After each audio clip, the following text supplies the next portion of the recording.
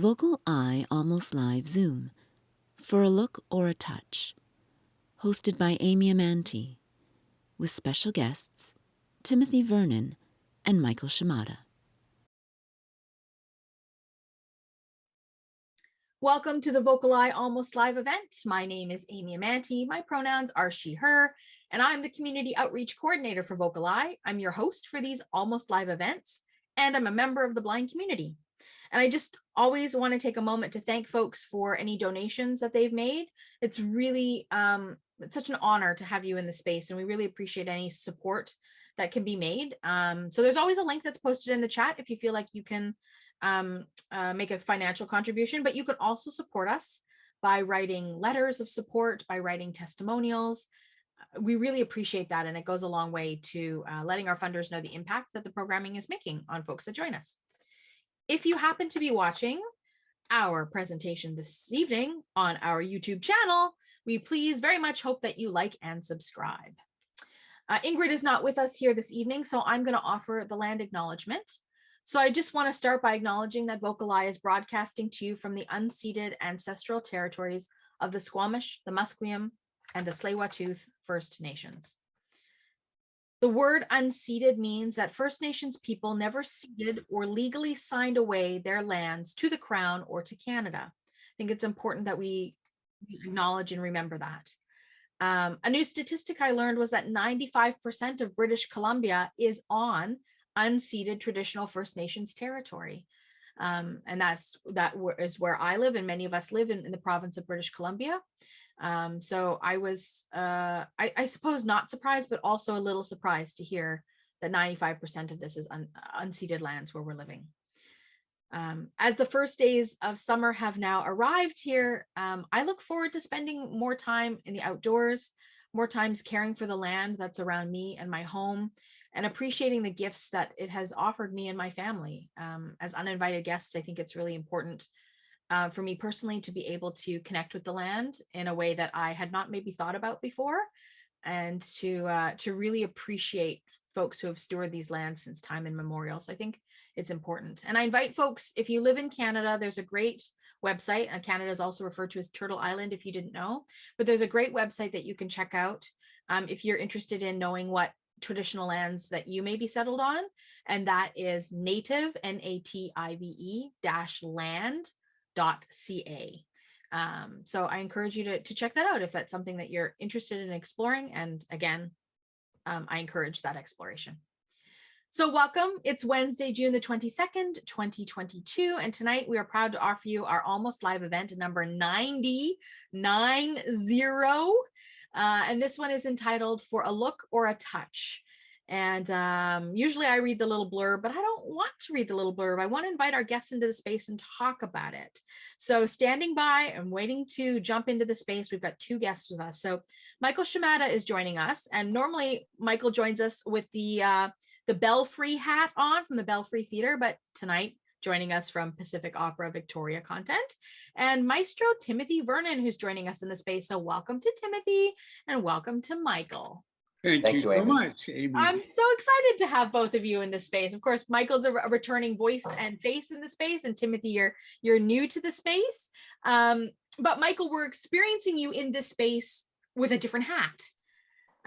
So maybe I'll leave it to the two of you to talk a little bit about how you're connected to For a Look or a Touch. Timothy, you should probably go first, really. Golly gee. Well, so For a Look or a Touch, do you want a little background on the piece, maybe? If you want to offer that without any spoilers, Timothy. No spoilers, but I mean, you should prepare yourselves for the way this is. It's actually inspired by a film. So it's a chamber opera that's for small forces.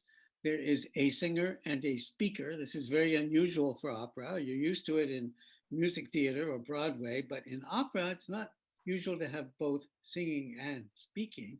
Mm-hmm. It's for a small instrumental ensemble, a flute, a clarinet, a violin, a cello, a piano, and a group of percussion. Was that 7? Actually, it's I think 5 or 6, but the percussion, of course, plays a variety of instruments, so it's a kind of expandable. it began life inspired by a documentary film, which we maybe can discuss after Mm-hmm. the performance. But it's very important. The film was called Paragraph 175. And Paragraph 175 is a notorious article in the German legal system. It dates from 1881, and it's a law forbidding sodomy, forbidding homosexual activity. And of course, the Nazis were delighted to pick up on this and make the best of it, and they did. Mm-hmm. The film is from the year 2000. It documents some of the survivors. There were only 10 that could be traced and only 5 who were willing to speak about it, as one may imagine. Wow. And Yeah. so the text of the opera comes right from the speech of these men, remembering their youths and remembering the horrible experiences they had. It's composed by Jake Heggie, an American composer who's well established and very well known, for example, for his setting of Dead Men Walking is probably his most familiar opera, contemporary opera. It's started life as a song cycle, and then he kind of gradually expanded it. So that now the version we have has these 2 singers and this instrumental ensemble, and it's knit together. And it's the librettist, Gene Shear, took his inspiration also from the film. So nothing that is sung or spoken doesn't come from an authentic source, which is the voices of these 5 men who stepped forward and talked about their youths and their terrible experiences. So is that a little bit like verbatim theater, where you take yeah. Yes, like yeah. woven some of that in with Absolutely, Amy. No, there's no question of that. It's a direct quote source. Yeah. So, yeah. He's Mike. cobbled different. He's taken all stories from all 5 of the bits and pieces from all 5 of the gentlemen who are in the documentary and put them into one. And so my role in this production was director. I'm very grateful to Timothy for inviting me to be part of this. It was a really wonderful experience.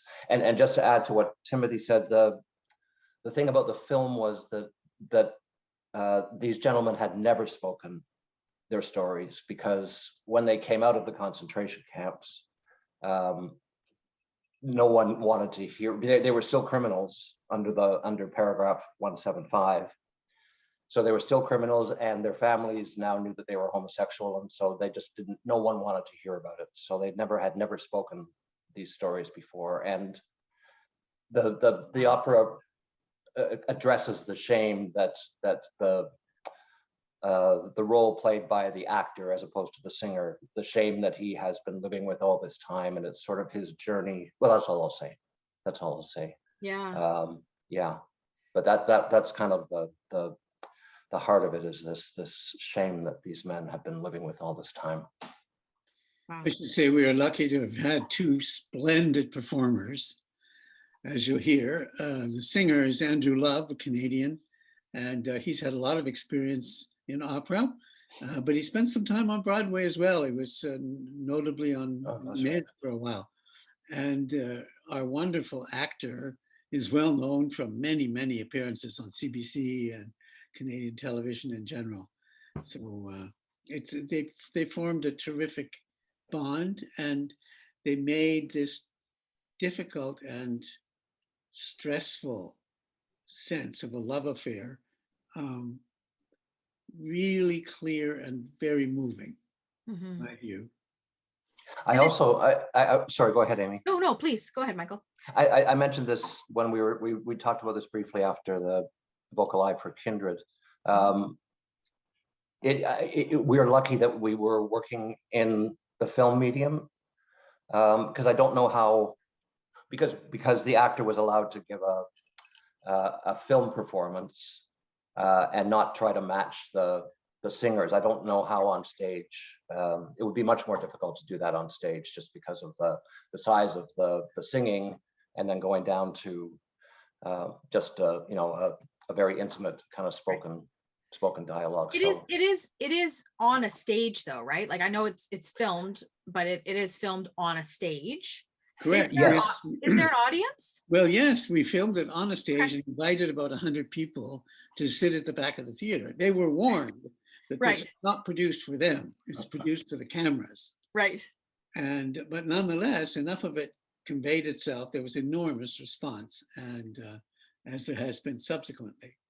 Yeah, I mean, I suppose there's a very different technique when you're playing to a camera as opposed to playing to an audience, right? So maybe that's something we can unpack a little bit Yeah. when we join back at the end. Timothy, your role in this was, and forgive me because I don't know a lot about opera and opera language, but you were conducting this ensemble. In practical terms, yes. It was In also practical my terms. duty as artistic director of the company. I Yep. make all the choices when it comes to repertoire and who's going to do the repertoire, who we invite to perform it and to direct it and to design it and to light it and to, et cetera, et cetera. So that was my contribution to begin with. It was clear to me from the start, and I've known Michael and I love Michael deeply, and I had a strong sense that I don't know anybody else who would bring the touching and difficult truth of this story so beautifully, and he certainly did. There's no question. It's great. Oh, thank you, Timothy. We did have fun. We did have a good time doing it. Oh yeah, no, Despite it the wasn't. material. That's Yeah. I mean, material sounds like oy vey, but in fact, it was joyful because art is joyful, and it doesn't matter that, I mean, you have a lot of fun doing King Lear. I mean, really. Right. Well, and good art, we've talked about this many times on this platform. Good art, provokes discussion and conversation, and you learn from it. And I think that there's going to be some really interesting discussion that we can have once we witness this piece together. It's certainly beautiful. It's also quite short when I think about like operas that I have experienced, and there haven't been a lot, I will say, but it's 48 minutes long. And is that because it was specifically done as a film medium? I think less that than the fact that it was based on a documentary, and documentary is fairly terse. I mean, you can do whatever you like with it, but the anecdotal aspect of the content of the documentary didn't necessarily lead to the long arc of story, which you might expect in a theater piece or an opera itself. I mean, it would have been a possibility, but as I said, it began in the composer's imagination as a series of songs. First of all, it was a song cycle for single voice and piano, and then it kind of evolved from there. So I think the opera as an opera is no longer than the song cycle was, and it's just extended in its dimension and theatricality and so on. I mean, there are a million stories. Interestingly enough, the claim was made that this was the last aspect of the Nazi horrors and the story of people who, as a group, may have suffered under the Nazis, that this was the last aspect to be focused on and exposed and, recreated. 100,000 people, 100,000 men were arrested by the Nazis. 4,000 of them survived. Wow. So think about that. Wow. That's a lot to unpack in this moment, Timothy. But I think it sets us up really well for what we're about to experience. And this is sung in English. And there are some surtitles for folks who may have partial and can read those. Yep. But we can also, for folks in the community, if you have questions about lyrics and those kinds of things, when we come back with Michael and Timothy, we can talk about some of those things as well. Great. I'm really, really excited to share this with the community. So I think what we'll do is we'll bid Michael and Timothy an adieu for the moment. And Rick, when you're ready, we're going to play For a Look or a Touch, and we'll come back for a Q&A after. Due to copyright restrictions, this feature presentation has not been recorded. Please check below for more information, including links to the material if it is hosted elsewhere. We are back. That was For a Look or a Touch. Thanks for joining. We're going to welcome Michael and Timothy back into the space and start our Q&A. So this is for folks in our audience, I know we have some opera aficionados in the room. I'd love to know what impacted you. I'd love to know what your experience was. Love to know if you have any questions of Michael or Timothy or of the opera genre in general. So I'll plant those seeds, and Michael and Timothy and I will have a chat while we're waiting for some hands. So congratulations to the two of you. This is a really beautiful piece. It's the second time I've been able to witness it. Oh, really? Oh, great. Yeah, I was helping do a little consultation around the audio description, so I got to witness it before tonight, and found myself feeling very emotional in some of the very same spots. So I'm curious for Timothy, because I know that you are the artistic director of Pacific Opera Victoria, and you talked a little bit about, you know, the role of the artistic director. This is going to seem like an obvious question, but what was the appeal for this piece? Was it something that you had your, you know, you had your finger on the pulse of the whole time, or it landed on your lap and you said we had to have this, or how did that happen? Well, actually, I mean, I've been aware of Jake Heggie, and while I'm not especially drawn to the bigger works, I had a good friend who works in opera in Europe, who had been involved in a production and talked to me at some length and was clearly himself very engaged by the piece. So I looked at it, you know, in some depth, thought about it quite a long time. I find it very appealing because it's very simple, it's very direct. It doesn't have a lot of, it's not overwritten, it's not overcomposed. I mean, many operas, modern operas, try to make up for a lack of something or other by overdoing it somewhat. In this case, I felt, first of all, the libretto has the authenticity of that direct line to spoken memory. And I think Jake Heggie was restrained in a way that really helped the emotional depth of the piece. So I thought this is something we can be very proud of doing. And Michael, were you aware of this work before Timothy had asked you to join the project? No, not at all. Not at all. It was a revelation, really.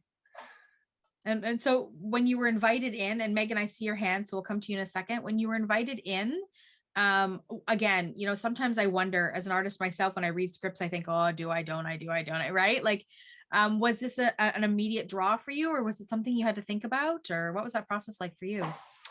No, it was immediate. I mean, I listened to a recording, and there was a YouTube. Timothy's making faces about it. There was a YouTube video, so that was a good way to introduce myself to the piece. It was not a production that we were, either Timothy or I were particularly taken by, but that was actually great because there wasn't anything there that I wanted to steal. It was, but it was a great way to get to know it. And, right, to understand the content of it. Yeah, for sure. Yeah. Okay, let's go to Megan, and we'll continue with our line of questioning. But let's give Megan a moment to unmute and share questions or comments. Just give Megan a moment. That was amazing. Oh my gosh. Like when you almost got me into the, like when you hear like your, when I talk about your shoulders slam, you're swinging, you're hanging, like you're hanging, swinging back and forth. It's like, oh, like you're in suspense. Like this is World War I or II. I mean that, oh my God, I was, whoa, I could feel it. You know, that's hard. Was this World War II? World War II, yeah. Yeah. Oh my God, it was so intense, like holy Megan, was there a specific moment that really resonates with you, really stands out in your mind? Oh, well, about the sanctified power. Can I talk about Adolf Hitler? Because Hitler, you know, I did read this on YouTube, but he had some strings pulled from a group, an occult group, and apparently it was absolutely like, apparently I like when they do the jazz part of that, you know, that jazz part. I really love that jazz part. When they're dancing together, that's so awesome. You know, they're dancing together. That's so cool. Thank you, Megan. Thanks for your questions and your thoughts. So Oh, you're welcome. friends, also if you want to chime in and ask questions, the space is yours to do that. I'm also curious from folks in our audience, because I'm curious about this with Michael and Timothy, what the draw is for opera, because I think we all come to opera in a different way. Like some people know a lot about it and they love it instantly. Some people need to warm up to it. Timothy, for you, what was it about opera, your experience? Was it something that you've always loved, or You know, opera in general? just in general? Yeah. Because nobody's ever asked me if I like opera. I guess we just assume that you do, but And the answer is, you know, I don't know. I have to think about it. Anyway, first of all, I was a voice soprano, and I'm sure some of our people watching sang in their youth and still sing, maybe, even if it's in the shower. The fundamental musical expression is the human voice. And music comes down to that. Yes, there's all kinds of other stuff and proliferation and elaboration and all that in history, but the human voice is the basic thing. And why is that? Because the body is the instrument, and we all have one. We don't all sit at the piano. We don't all hold the violin. We don't all, you know, toot the flute, but we all have a body, and the body is the instrument of the singer. And at some point, with very few exceptions in my experience of life, we've sung. We understand what that is. So we have a connection. It's like identifying with the person on the screen when you go to the movies. And it's like, oh, I could be that person. I could be in love with, you know, XXX. And the same thing with singing. You feel when you hear a great singer, you know it's beyond your ken. But after all, you weren't so bad in the shower last night.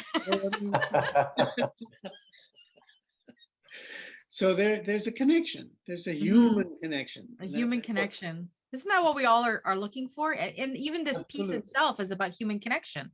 Absolutely. At its core, right? Michael, how about for you? I'm just curious about the draw to opera, because this is the third one I think you said you've been a part of. Yes. Directing. I've done a number of musicals, so I do respond to music. I have to the kind of the Great American Songbook. Those songs just reduce me to tears whenever I hear them. There, it's also you old softy, you. Anyway. There's a vulnerability, I think, in singers in that expression, that the size of it, and the as Timothy says, the fact that it's coming from the body like that. And it's I also love. Because opera singers always think that they can't act, and they do. They act so wonderfully through their voices. Yeah, well, maybe I've been lucky. But I have to say, with this particular one, the joy of putting Andrew and C. David together, and just what, you know, often when I do musicals, I like to put people who are primarily non-musical actors into the cast, because you could see in rehearsals David's admiration and awe when Andrew would sing, and Andrew's respect for David when he was acting, and it just kind of lifts everybody. And I mean, Andrew acted it magnificently. Yeah, so I guess it's just there's a size to the opera that is to any opera that is I find very moving. I appreciate that. Okay, let's go to Lori, then we'll go to Ruth, and then we'll go to Rita. So Lori, you're up, my friend. Audio now unmuted. Okay. My aunt used to take me to a lot of operas when I was a kid, but I enjoy more now than I did then. And I love my musicals. So this is a very, very moving performance. And I love all the dancing. I think great that men can just get up there and leap in the air and do all the flipping and everything they were doing. It was really great to hear all that described during that time. And it's cool. You know, my parents were kids when World War II was, you know, so they don't know, you know, unfortunately they're not alive anymore, but they don't remember a lot, you know, with Hitler when they were kids. But I think this is a very well done performance. And I know it was probably hard to do because it probably,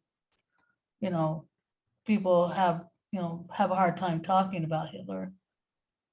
And that content is heavy, but there is also a lightness to Yeah. this Yeah, too. There's a joy in this, and that comes together with not only the lines of dialogue and the within the music, but just the sound and the tempo of the music itself. and you can feel it, just how all these men are together and dancing and everything, that they have a lot of things in common, Yeah. Well, it's as much about love, actual human love, as it is about abuse and Yes. horror Right. and all that. And it's that strength of love, which is stronger than anything anyone can do to any human. It's the strongest thing in the world. And so that is at its core, I believe. Here. What a message. Yes, Wow. very well done. Thank you. Thanks, Lori. Okay, Ruth, and then Rita. Hi, thank you. That was really a wonderful performance. And I especially appreciated somebody's They're just What's muting going on? themselves. What the heck? Get out of there. Woo. I really appreciated the male voices. You don't often, I don't think I've ever had experienced an opera of all male voices, and I really loved that a lot, especially the blending of the voices. But I'm wondering how that might be different to produce an opera that is only using male voices. Well, I don't think it's any different, except sometimes these days. I mean, we live on an island in the Pacific Ocean, so we don't have an obvious large field to draw from in terms of people qualified to sing. So finding a chorus is always a bit of a challenge. We've been very successful because the company has proven itself to be an interesting place to work and sing and be. And so we generally don't have too many problems drawing the voices together. The rest of it is casting. And of course, casting per se, the only two roles, and only one of them I'm really qualified to cast, which is the baritone. I mean, Michael is from the theater and understands the acting community much better than I do. So this was a collaborative process of putting these two together and finding the right people that we felt would mix and blend and meet and evolve, in developing a relationship. But So Timothy, yeah, sorry. no, I'm curious because along what you're just saying, to Ruth's point, is if there's a small group of folks to draw from in the community, is there an audition process, or do you just? Oh, good heavens, yes. Oh, yeah. There is. So because I'm thinking that you like, people that you've worked with, and so you're like, you just reach out and you say, hey, are you interested? No. But there's a whole full audition process. Yeah, we have a whole audition process. We have a chorus master who's very in charge of it, and he's a fantastic musician and wonderful conductor. And he takes charge of the chorus, both recruiting, and they have to audition every year. It's not like you do once you get in. They have to show every year that they're ready to, go forward. Voices change, and sometimes for the better, and sometimes alas not. And you have to stay on top of that because they have to be ready when the time comes to deliver whatever that chorus part is. And I shouldn't say, I mean, we're not that limited. We've got a big community of musicians. We've got the orchestra and the people related to it. We have the conservatory, which is pretty sizable with a whole vocal department. The university has a vocal department.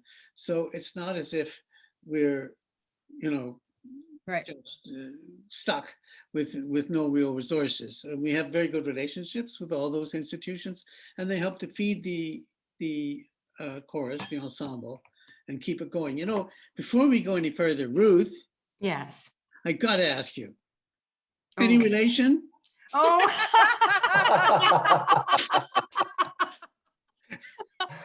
I'm sure you get that one a lot. Hey, Ruth. I'm sure you do. Haven't for a while heard that one, but not to my knowledge. Gee, it might be worth exploring. Who knows? Anyway, You That's never great. know. Beautiful. Thank you so much. I really Thank enjoyed it. you. Thank you. Michael, I should just, yeah, go ahead, Amy.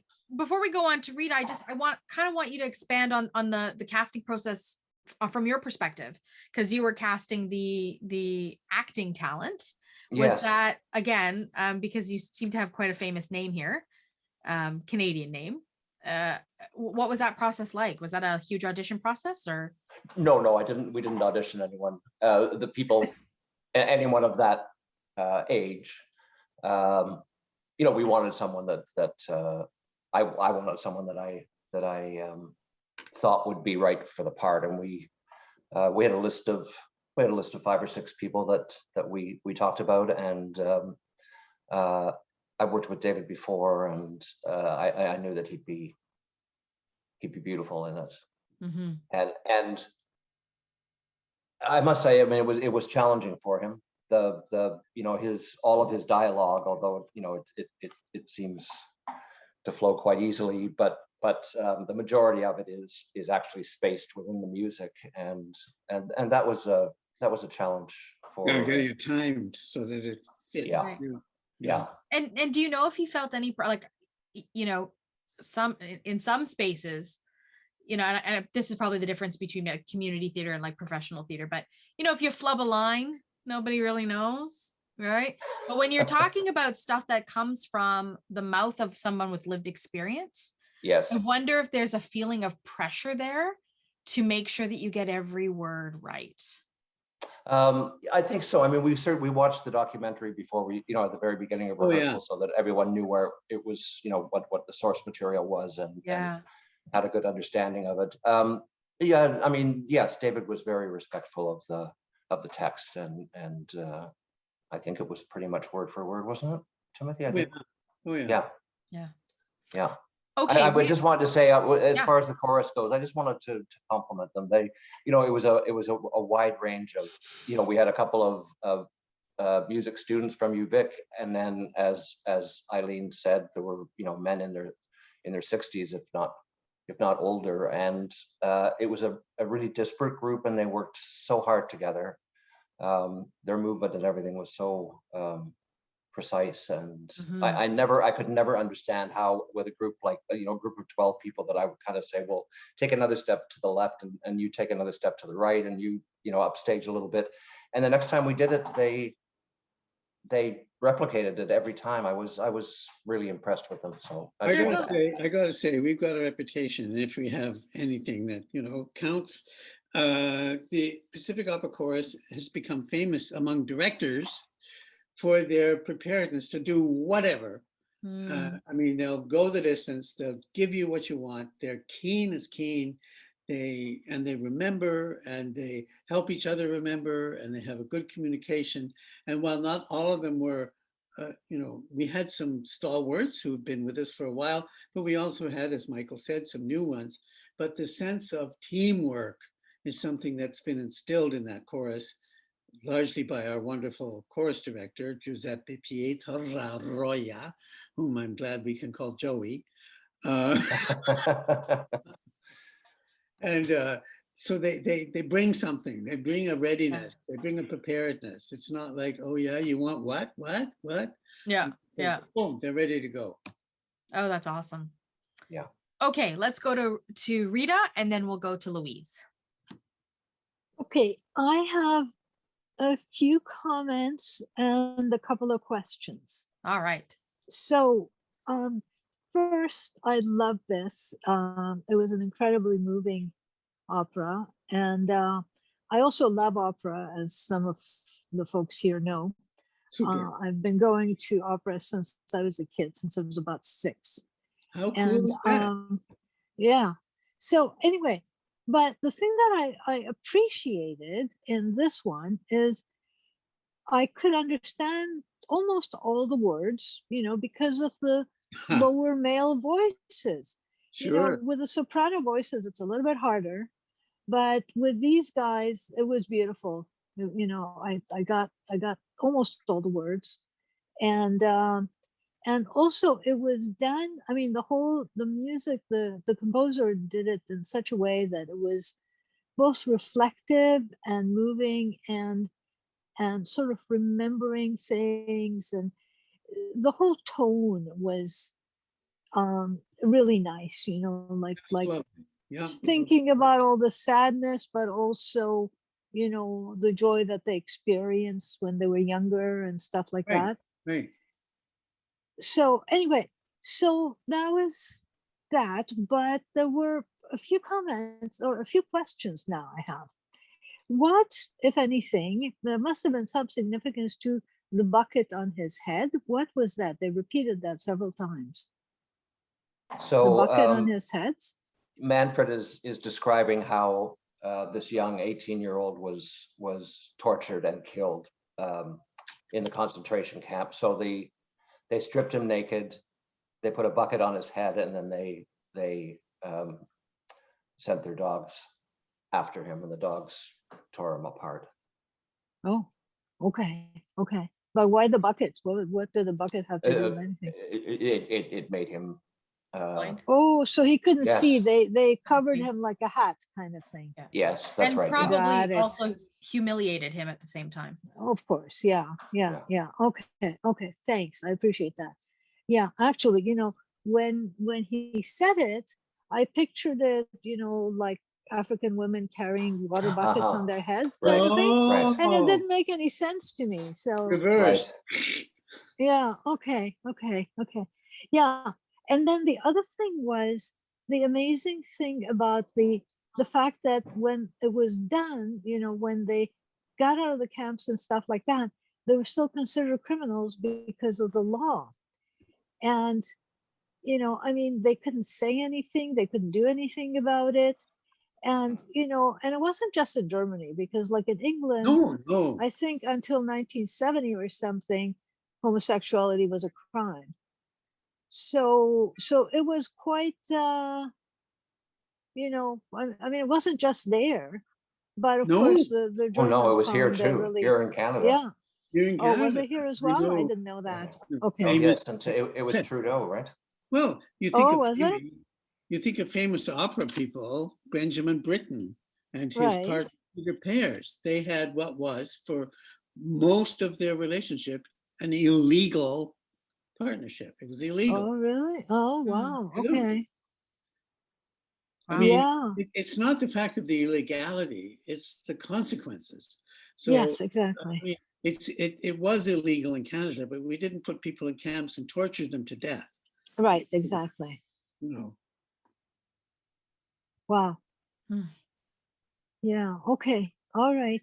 Any other Well, questions thanks. from you, Rita, or final thoughts? No, I think that's it. I really loved it. I'm still a little, my whole soul feels a little upset about the whole thing, but you can't help that. I mean, it's No, of course. the kind of story that it is. Can I ask you, Rita, where your opera experience has been mostly? I mean, you talked about going to opera since age 6. Okay. Well, I grew up in Turkey, Istanbul, Oh, and the fantastic. opera, yeah. So the opera house was about 2 blocks or 3 blocks away from where we lived. Amazing. And my mom loved opera. And the thing was that because it was in Turkey and it was the government was sponsoring it and stuff like that, Sure. they translated all the operas into Turkish. Sure. So we So were the singers able sang to, Turkish. It wasn't like surtitles. They actually sang. yeah, they sang it, which was wow. really amazing. So once in a while we might get like a visiting singer from, an opera singer from a different country, and then they would sing the arias in whatever language the opera was originally written in, like Italian or French or German or whatever. But most of the opera was in Turkish. So, even at the age of 6, I could follow it. Yeah, that's fantastic. Yeah. I lived in Europe for 11 years. I lived in Vienna, where my studies were mostly. And I saw in a lot of provincial houses what are called macaronic productions.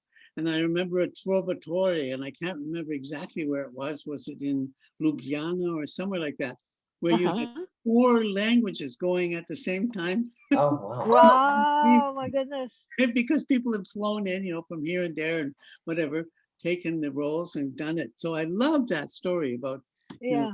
You're hearing it all in Turkish. I mean, Yeah. the fact is, was there a resident ensemble? There must have been, because Well, you're not going to get visitors coming in and learning the role in Turkish. yeah, no. But we had the Istanbul Conservatory was there. Oh yeah. So we had, like there were the people who were singing in the opera, some of them were teachers in the conservatory and stuff like Fantastic. that. Yep. So but I mean, when I started out, I think my first opera was Don Giovanni. I remember Oh, that one well, because it was quite dramatic. Where we go from there? It's all downhill. Yeah.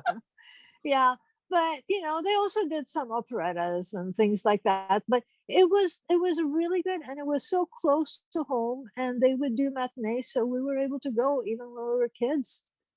So Fantastic. it was my dad wasn't very fond of it, so my mom and grandmother would walk with us to I the don't know opera. what it was it with dads. What is it? I mean, the Yeah. mom, the grandmoms, the aunts, the whatever, but the dads, I don't know.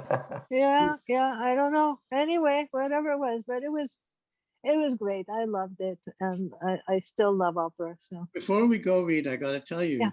she was not on this production, but the major player in the first violin section of the Victoria Symphony Orchestra is from Istanbul. Oh, really? She's a wonderful musician and Uh-huh. full of energy and full of, she's fantastic. Oh, that's great. Yeah. Yeah. Okay. Awesome. Good. Thank you, Rita. Okay. Thank you. It's great. Okay, we've got a hand from Louise and then a hand from Sharon. So Louise, my friend, you are up. Okay. Okay, I'm going to say, and Amy knows this, I've never been an opera person until VocalEye a little bit. And I'll say of any of the opera I've heard, tonight's was the best. Oh, wow. Yes, because as Rita said, you understood most of it. Oh, yeah, I get it. And coming behind Rita, I'm going to feel a little bit stupid, but No. I saw something, I heard something in this that really hit me. And it's a storyline. It's the story of pain, the joy of knowing you can love somebody, but the pain of being not accepted in society. Absolutely. And I guess I feel that, understand that, we all have, different, but that is a lot worse than what we go through. Sure. But what, as a visually impaired person, and criticized for being what we are not. But what I'm saying is the pain and him not wanting to remember at first. I was like, remember. I'm saying, you got to remember, because this is a story. Yeah. I need to hear your story. Yeah. And I was sitting there waiting for the story to start. In the sense that, you're trying to hear what he was thinking, what he was trying to close off from the world, what he was trying to close off in his mind. Though he had the journal in his hand, I guess where it was. Yeah. What I'm saying is he didn't want to remember, though it was there to remember. It was like he was fighting the memories. He was fighting the time. He was fighting what happened. He wanted to remember, but he didn't want to remember. And you felt that confusion, that pain, but then when he was in the memories, he was enjoying it. You felt the love, the joy of what he was, no matter what the world thought of him. I think that's very astute, Louise. For me, Manfred has come back to that because of the shame, Gad has not been allowed to remember the relationship with the fullness that he would otherwise, because it's all been surrounded by shame, and Manfred has come back as a ghost to actually move him beyond the shame and to allow him to remember their love as a good thing. And somehow rejoice in it. That's very true. Yes. And Louise, it's very touching what you say, because you don't have to go to the extreme of Nazi torture to understand what that estrangement is from your own lived experience. You know, I mean, Yeah. we live in a judgmental society in many cases, and you're absolutely right that people can feel judged, can be made to feel shame in a completely undeserving fashion, just because of the way things are structured. The Nazism just pushed it to the nth degree, so it makes it very extreme. And in the extreme, we learn some things and we experience some things, but you don't have to go that far. Obviously, from what you're telling me, you don't have to go that far to understand what this is. It might be, it's different. It's a different kind of pain. It's Sure. deeper. It's a deeper Sure. kind of pain because the shame of the times and how they were treated. Oh yeah. I mean, we're not put into prison because we're blind. We might feel unloved or unappreciated for what we can give to society. But there's so much shame in this world that it's sad.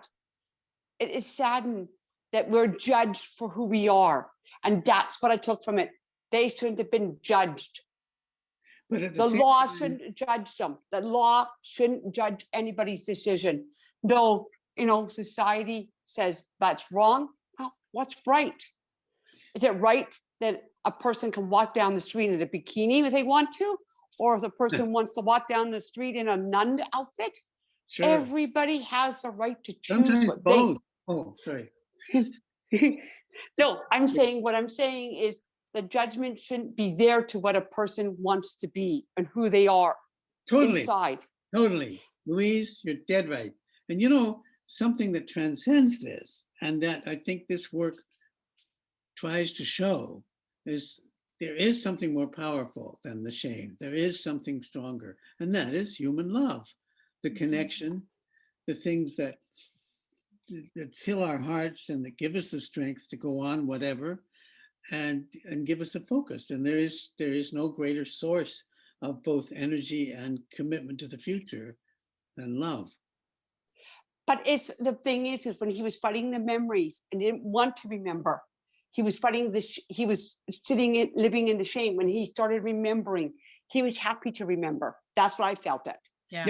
Yes. Well, that's the whole point, releasing that sense of what there was, the power of that love that existed, completely overwhelmed in the end, whatever horrors they may have experienced, because it's a stronger thing, you know. I know, and his memories of how many years ago that he could hold on to that memory. As Amy L says, I have a good memory. Well, the one thing is, but the memories, we hold them in ourselves and remember what we want to remember. We remember the good moments, and that's what he had to let out. And I believe that's what this was telling us.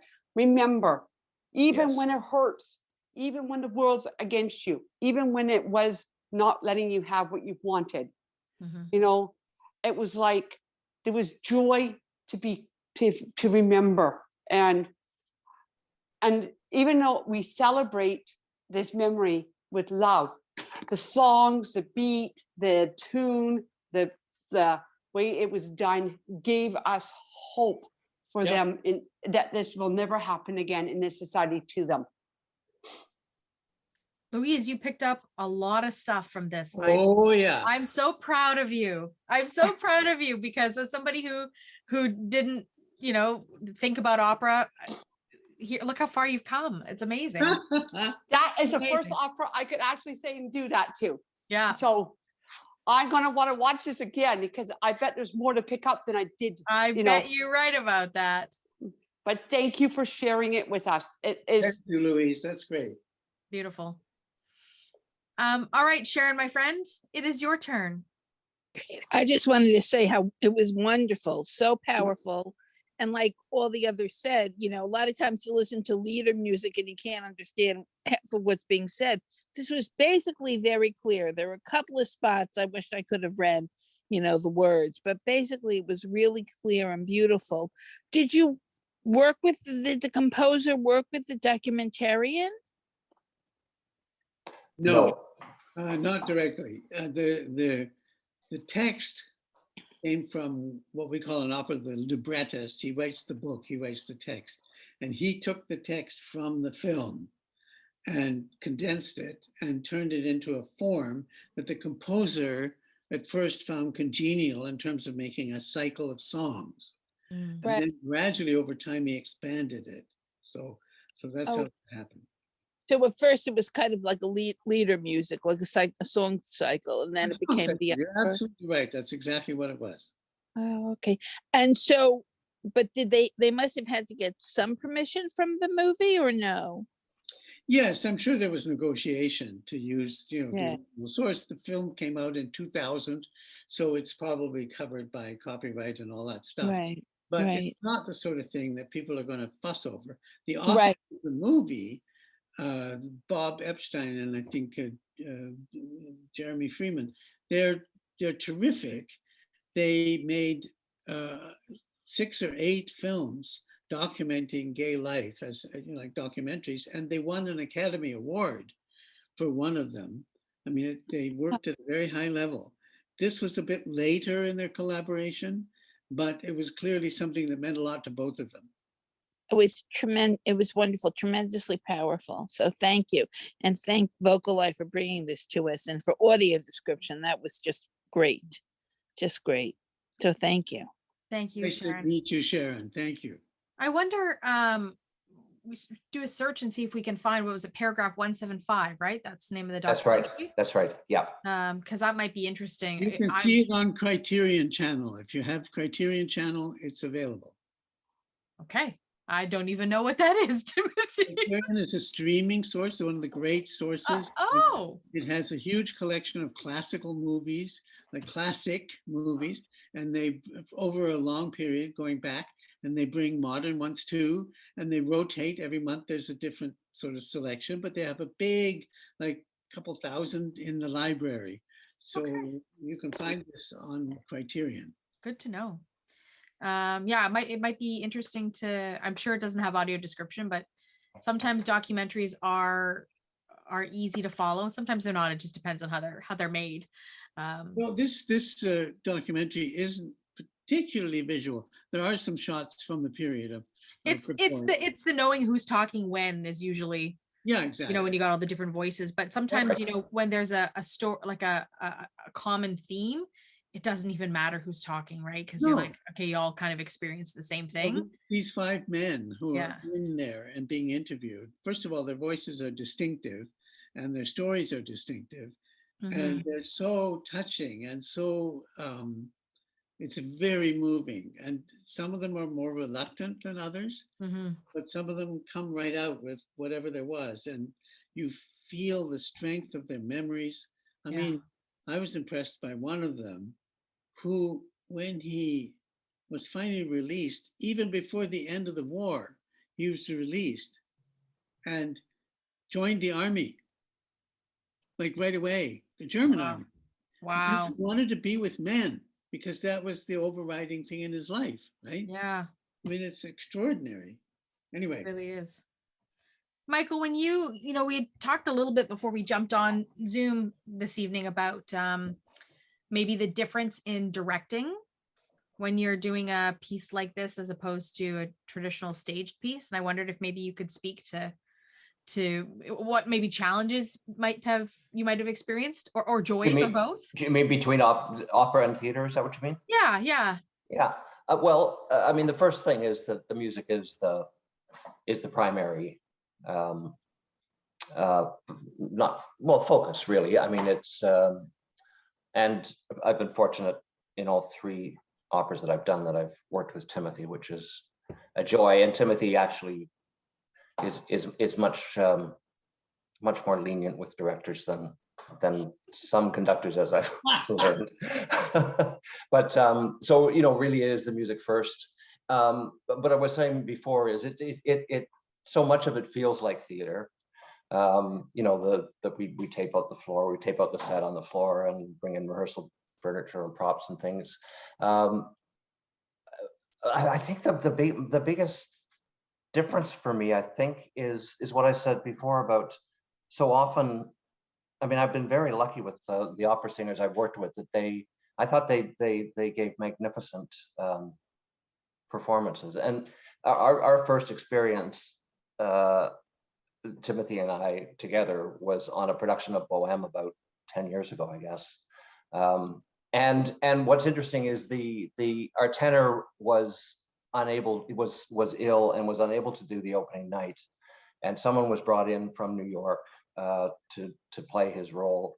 And I don't think I would have realized, but seeing him with the singers that we've been working, that had been working with me for the last 3 weeks, they had gone so far into giving really true and honest performances, and they were fantastic. And seeing them up against him, I don't think I would have been aware, because it had all happened so gradually. But they were very sweet. They one by one, they kind of pulled me aside at some point and said, are you having a good time? Because theater directors often don't like working with us. Yeah.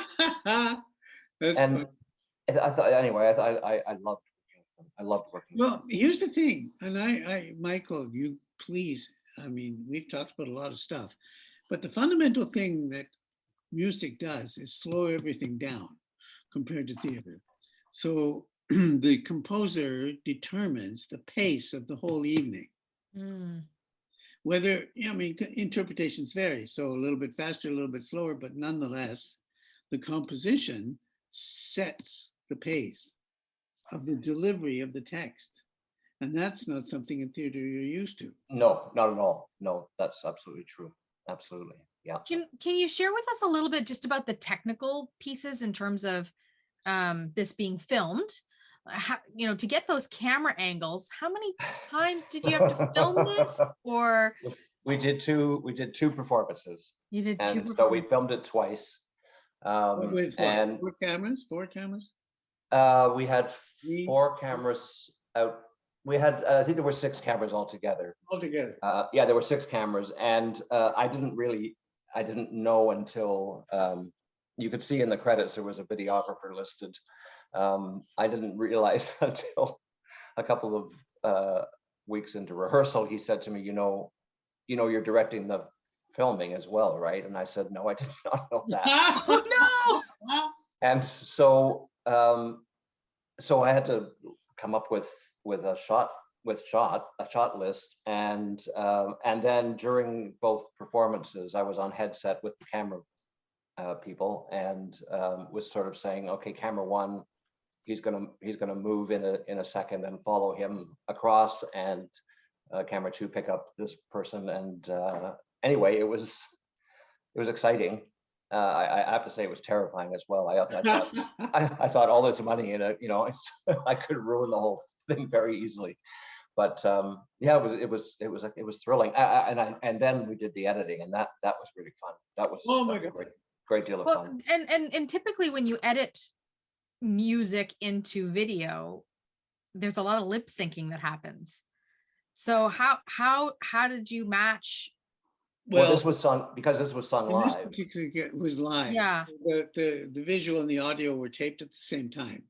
Right, but if you're gonna cut camera shots. Well, the tricky thing was that because we had 2 performances that we were editing from. And again, the music came first, and the quality of the singing at any particular time was the primary mover. So then we had to cut around. So we had to take the cut that Timothy had chosen, and like that particular segment of the show, whether it was the first performance or the second performance. But with the cutting, it was still all okay. It was one whole piece. It wasn't right. Shot in segments. It was shot right through. Yeah, it's a good thing that you mentioned that, because visually, I can't pick up whether that's what's happening, right? Know that's happening when you're watching like a blockbuster movie, that it's just a bunch of snapped, yes, seconds at a time moving. Clickety click. Yeah, that's right. But so that's great context for us to have. And then, like, how long did you rehearse for a piece like this? But we did 3 weeks, yes, Timothy? 3 weeks, yeah. Wow. It's a lot of work in 3 weeks. I mean, it's not Things happen pretty very- standard, but Well, the thing is, in opera, things happen very fast because it's so damned expensive. I mean, in theater, you can often have, you go to somewhere like Stratford, you have, what would you say, a month, and you start. Well, yes, No, but really, I mean, yes. You worked at Shaw, you've worked at Stratford, and you know that it's a much longer and gradual sort of layer upon layer upon layer upon layer. Whereas in opera, it's bang, bang, bang, got to get it done, get on stage. It's just too expensive. The curiosity in me wants to ask the obnoxious question, because both of you have just touted how expensive this was to put together. And that's a relative term, right? Like $1,000 is expensive to one person and not to another person, right? So I'm not saying this was done for $1,000, but can you give us a glimpse behind the curtain as to what ballpark we're in to make a piece like this? I'm the artistic director. I have a partner who does all that shit. So I don't have But Amy, the difference, so, we did, the last Belfry show that VocalEye did was Kindred. That was a cast of 4. And then costume designer, set designer, lighting designer, which you also have in opera. But in opera, you've got a chorus sometimes of 30. How many? 40. 30 plus, and then an orchestra of how many? Right. 40, up to 120, depending where you are. So it's, I mean, exponentially Opera's compared to hideous. theater, it's. Plus you're dealing with what, 4 unions, and it just goes on and on and on. So wow. This has been fascinating, and I really appreciate the two of you being in this space and sharing your gifts with us, sharing this beautiful piece of work. Is really an honor to be able to share space with the work. Thank you. You've been a great hostess. Oh, thanks. And I'm no opera singer, but I have a few hidden talents. But before we officially say goodnight, we have a draw to get to. Oh yeah, wow. Timothy, do you remember how we're doing this draw? I think you go boopity boopity boop, and I say something like that. Yeah, we'll bring Steph out. Steph's got all the names of folks on the list, and she's shuffling them around. And whenever you want to tell her to pull a name. Okay, now. My hot little hand. It's Rita. It's Rita. Awesome. Congratulations, Rita. You won a raffle prize. So we're gonna connect with Rita offline to make sure that we get a prize that you get to pick. So we'll get that out to you. Cheers. Great. Okay. Well done. Awesome. So Michael, Timothy, thank you so much. We didn't get to brag a bit about Timothy's Order of Canada and blah, blah, all the blah blah blah stuff. Please. But you can look him up on the Pacific This makes Opera. me feel old. Don't do it. Oh, okay, all right. Well, we've enjoyed you both in this space, and you're invited back anytime. So please think about sharing the work with us and the community. Thanks so much. And Thank you so much. Great. Thank you very much. VocalEye, vocaleye.ca. Special thanks to our funders, the Canada Council for the Arts, the British Columbia Arts Council, the Province of British Columbia, and the City of Vancouver.